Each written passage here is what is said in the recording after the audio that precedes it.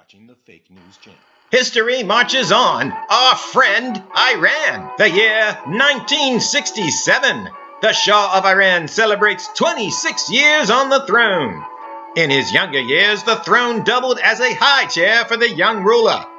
Today, the despot presides over the ceremony known as Selection of the Hat. He is quick to remember the feather always goes in the front.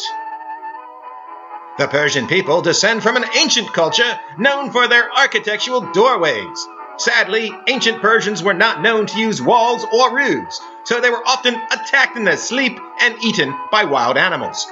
Here we see another ancient doorway so large you can drive right through it. For centuries, Persia suffered in absolute poverty.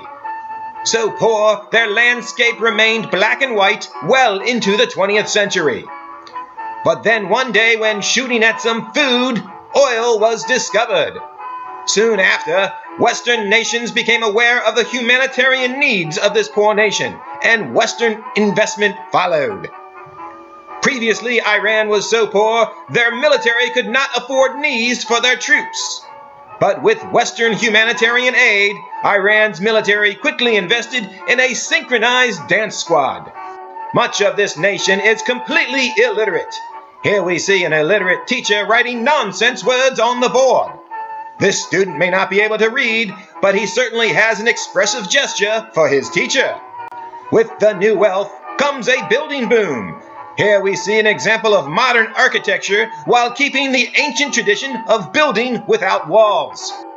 The most valuable resource in this desert nation is water, and with their newfound wealth, the country can now afford open sewers in the street.